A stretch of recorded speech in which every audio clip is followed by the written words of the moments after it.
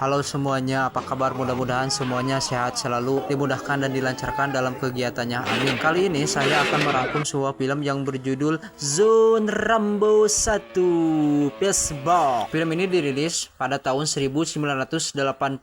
Film yang sangat beradrenalin, yang penuh nostalgia. Tidak usah bercecok di awal, pasti semuanya juga udah pada tahu pecinta-pecinta film. Mari kita saksikan alur kisah Rambo 1. Di awal film kita dimulai dengan seorang veteran perang Vietnam yang bernama Zone Rambo, Mamang Zone Rambo, yang mengunjungi sebuah desa terpencil di Amerika yang jauh dari keramaian kota.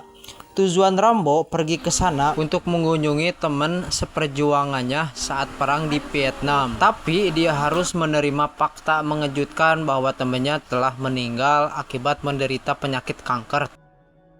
Alhasil, Rambo pun pergi dari sana dan berjalan kaki menuju sebuah kota yang bernama Holiday Land untuk mencari warung, warteg, dan penginapan. Selanjutnya kita diperkenalkan dengan sheriff setempat yang bernama Will. Nggak pakai The Beast ya, Will doang. Dia sangat menikmati pekerjaannya karena di kota ini tidak ada tindak kejahatan dan kriminal yang membuatnya bisa bekerja dengan santai. Ketika sedang patroli, Will bertemu dengan Zone Rambo yang wajahnya lusuh, kumel, dan memakai jaket Ush Amri. Melihat penampilannya seperti itu, yang seperti gelandangan, yang bisa menimbulkan masalah, Will menyuruh Rambo untuk masuk ke mobilnya dan mengantarnya keluar dari wilayah kota ini. Sesampainya di perbatasan, Rambo diturunkan dari mobil dan diperingatkan agar jangan kembali ke kota ini. Macam-macam si Will nih, belum tahu dia siapa yang dihadapi. Ampun. Tapi Zone Rambo yang keras kepala dan hanya ingin mencari makan, tuanglah dan tempat tinggal memutuskan untuk berjalan kaki kembali ke kota. Will melihatnya tentu saja merasa kesal sehingga dia langsung menangkap Zone Rambo dan membawanya ke kantor polisi. Sesampainya di sana, Zone Rambo diperiksa atau diinterogasi dan ketika ditanya dengan nada yang cukup tinggi, seketika dia teringat dengan masa kelamnya saat perang di Vietnam yang membuatnya sangat trauma.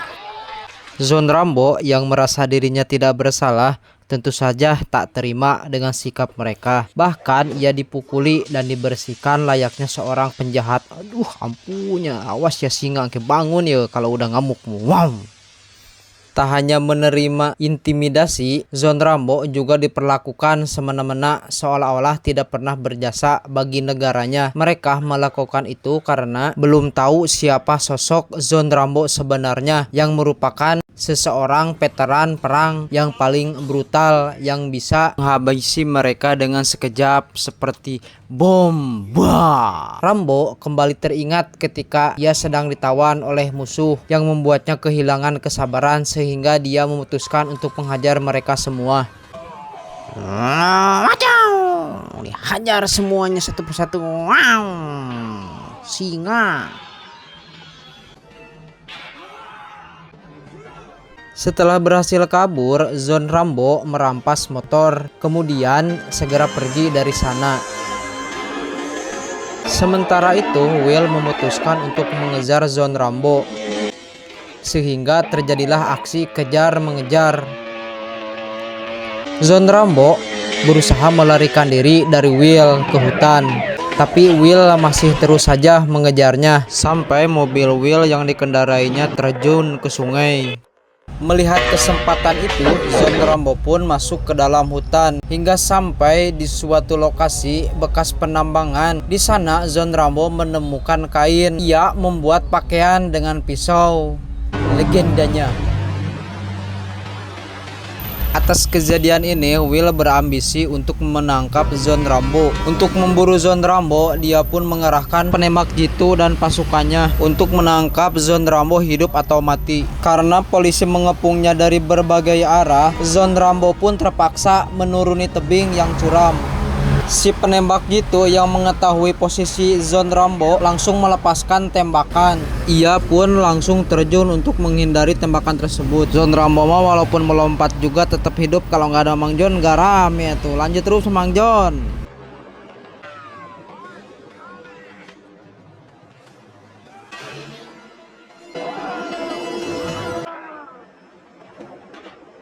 Zon Rambo yang hanya ingin pergi tanpa ada masalah memutuskan untuk menyerahkan diri agar tak ada korban jiwa. Tapi sayangnya para polisi justru menembakinya, sehingga jangan salahkan Mamang Zon Rambo. Ia tak punya pilihan selain harus menghadapi mereka semua seperti saat berada di medan perang. Di sisi lain, Will mendapat informasi tentang siapa sosok Zon Rambo sebenarnya. Mereka semua pun sangat terkejut setelah mengetahui jika Zon Rambo adalah seorang veteran perang Vietnam dari Baret Hijau yang pernah dianugerahi medali sebagai seorang pahlawan perang. Mendengarnya, Will tidak ingin melaporkan hal ini kepada kepolisian negara. Apalagi setelah snipernya mati, dia justru malah semakin berambisi untuk menangkap Zon Rambo layaknya seorang penjahat supaya dipromosikan jabatannya. Ampun, kayak Sambo wae mah ya. Will tidak menyadari jika keputusannya justru akan membuat anak buahnya dalam bahaya. Dengan memanfaatkan anjing pelacak, Will dan anak buahnya pun semakin dekat dan masuk ke dalam hutan. Mereka berpencar untuk mencari keberadaan Zon Rambo. Sementara Zon Rambo yang telah mengetahui kedatangan polisi, ia juga telah siap untuk menghadapi mereka. Berbekal pengalaman tempur dan keahlian gerilya, Zon Rambo pun beraksi. Satu persatu, Zon Rambo pun bisa melumpuhkan anak buah Will dengan sangat mudah, di mana Will sudah salah besar memburu sang legenda.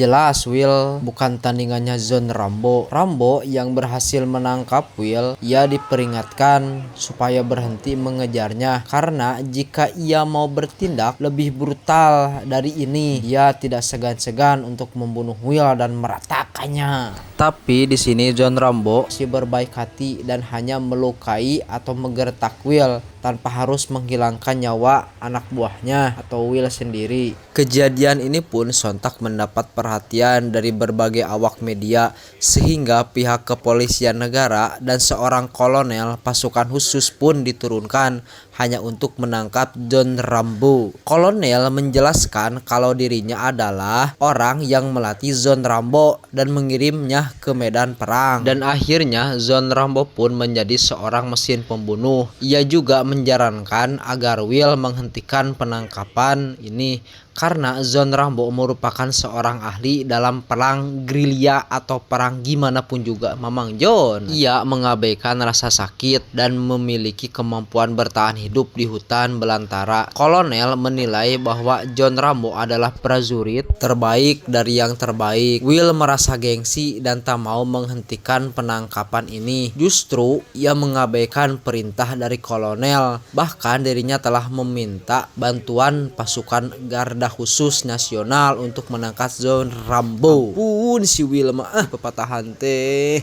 Zon Rambo yang sempat mengambil alat komunikasi si penembak jitu dihubungi oleh mereka lewat radio komunikasi. Will meminta kolonel untuk berbicara dengan Rambo, sementara dirinya akan melacak posisi di mana Zon Rambo berada atau bersembunyi. Di sisi lain, Zon Rambo menjelaskan bahwa semua ini terjadi akibat Will dan anak buahnya yang memulainya. Dia ke kota ini hanya ingin mengunjungi sahabatnya dan mencari makan, tapi Will menangkapnya dan memperlakukannya semena-mena seperti seorang kriminal. Kolonel berusaha memujuk Zon Rambo untuk meminta untuk menyerahkan diri, tapi Zon Rambo dengan tegas menolaknya karena merekalah yang membuat masalah ini dan komunikasi pun mereka terputus.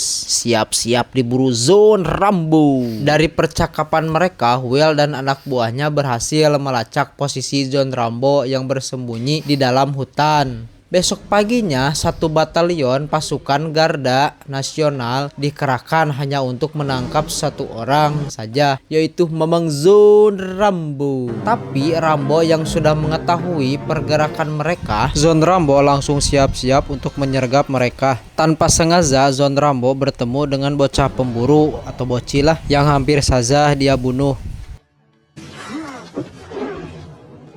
Ia pun melepaskan bocah itu. Karena ketakutan, bocah itu pun berlari ke bapaknya. Akan tetapi para pemburu ini malah melepaskan tembakan, sehingga pasukan Garda Nasional pun mengetahui posisi di mana Zon Rambo berada. Zon Rambo pun kembali ke tempat persembunyiannya di sebuah terowongan bekas pemancar. Para tentara yang mengetahuinya langsung menembakinya secara bersamaan. Kan tetapi tak ada satupun peluru yang tepat sasaran. Dan Zon Rambo pun membalas serangan. Seketika para tentara itu pun langsung kena mental down lah. Kemudian pemimpin pasukan menembakkan bazooka sehingga Zon Rambo pun tertimpa reruntuhan. Setelah terowongan itu hancur, mereka mengira Zon Rambo telah terbunuh. Atas bentuk pencapaian, mereka pun merayakannya dengan foto-foto di sana telah membunuh seorang Zon Rambo. Will dan Kolonel pun datang dan memarahi mereka karena sebenarnya Will ingin menangkap Zon Rambo hidup-hidup dan ingin menyiksanya sendiri. Para tentara pun diperintahkan untuk menggali terowongan untuk memastikan Zon Rambo telah terbunuh. Tapi ternyata Zon Rambo masih di tayungan, diselamatkanlah sama sutradara. Kalau nggak ada Mamang Zon Rambo nggak rame. Di sana Zon Rambo membuat obor dengan memanfaatkan apa yang ada, lalu menelusuri gua tersebut dan mencari jalan keluar. Akhirnya Zon Rambo pun berhasil keluar dan segera menuju ke jalan raya untuk mensabotase kendaraan militer yang mengangkut persenjataan.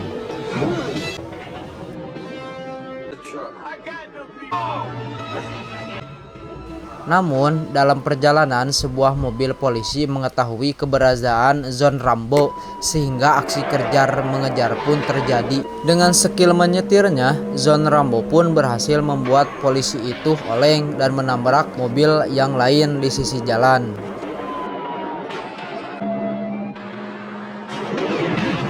Mendapat kabar jika Zon Rambo masih hidup dan sedang menuju ke kota, berita itu pun tentu saja membuat Will merasa ketar-ketir sebab dia menyadari jika Zon Rambo pasti akan balik memburunya. Siap-siap ya Will. Maka dari itu ia mengerahkan anak buahnya untuk berjaga di jembatan perbatasan. Melihat para polisi membuat formasi pertahanan, Zon Rambo memutuskan untuk lanjut gaspol terus.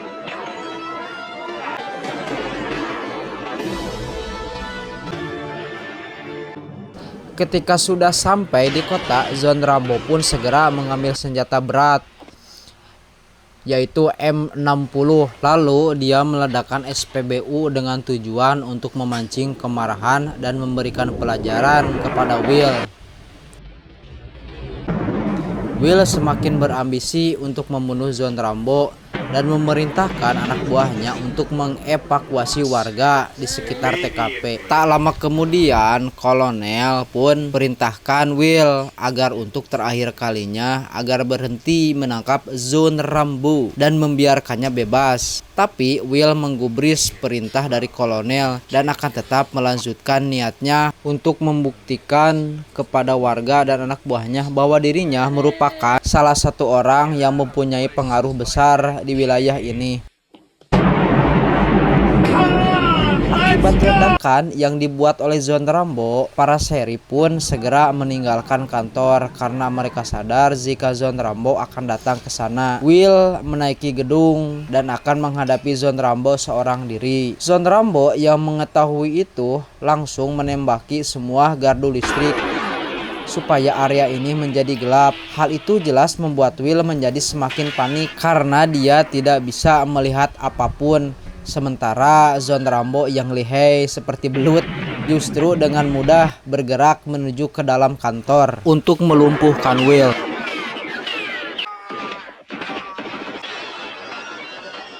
Zon Rambo yang akan menghabisi Will, tiba-tiba Kolonel datang untuk mencegahnya. dan berhenti melakukan kerusakan. Kolonel meminta Zon Rambo supaya menyerahkan diri karena polisi telah mengepung tempat ini. Tapi Zon Rambo tidak peduli dan akan tetap melawan mereka semua sebab merekalah yang telah memulai dan harus menerima akibatnya. Di sini Zon Rambo mengungkapkan bahwa dirinya merasa kecewa karena sepulangnya dari medan perang, ia diperlakukan tidak adil. Orang-orang mengusir kedatangannya dan menghinanya seperti gelandangan. Padahal saat di medan perang, banyak prajurit dan teman yang telah gugur demi mengabdi kepada negaranya. Kolonel pun berusaha menenangkan Zon Rambo dan berjanji akan melindunginya. Dan akhirnya Zon Rambo pun menyerahkan diri dengan dikawal oleh kolonel. Sedikit kata di akhir video, jangan menilai orang dari luarnya saja tetapi dari hatinya. Belum tentu luarnya bagus, dalamnya bagus. Mendingan dalamnya bagus seperti durian. Terima kasih yang udah nonton. Mudah-mudahan semuanya sehat selalu. Saksikan video-video selanjutnya. Terima kasih.